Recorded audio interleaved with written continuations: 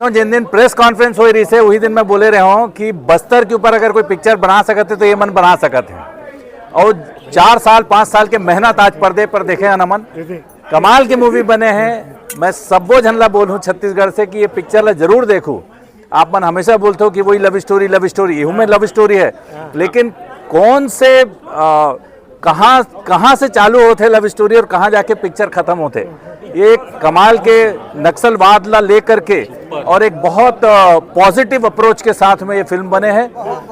मैं बधाई देना चाहूँ अविनाश ला, बहुत कमाल के काम करे, बहुत अच्छा स्क्रिप्ट है, बहुत अच्छी फिल्मांकन करे हैं, भूमिका बहुत अच्छा काम करी है। आपका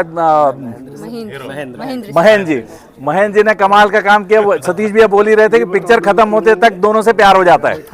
तो अतेक सुंदर कहानी है, बहुत बहुत बढ़िया। मैं दिल से आपके प्रोड्यूसर साहब को भी बहुत सारी बधाइयां। तो ऐसी फिल्में बननी चाहिए छत्तीसगढ़ में। वंदे मातरम, भारत माता की जय, छत्तीसगढ़ महतारी की जय। निर्विवाद रूप से बहुत अच्छी फिल्म है, लेकिन सबसे खास बात यह है ऐसी फिल्म बनाने के लिए जो हिम्मत चाहिए वो इन साहब में था, इन दोनों में।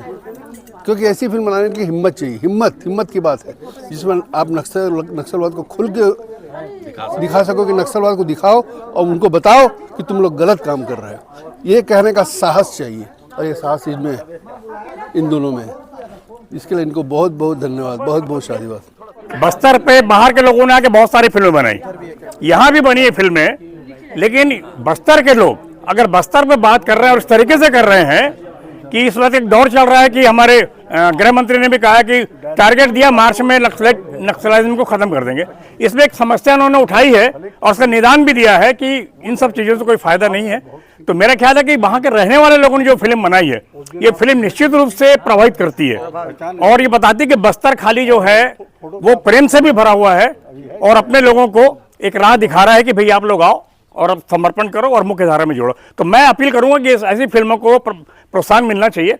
और सबसे अच्छी बात है कि हमारे लोगों ने हमारे लिए नहीं पूरे देश के लिए एक अच्छी फिल्म बना के दिया और ये फिल्म बहुत अच्छी फिल्म है वाकई में।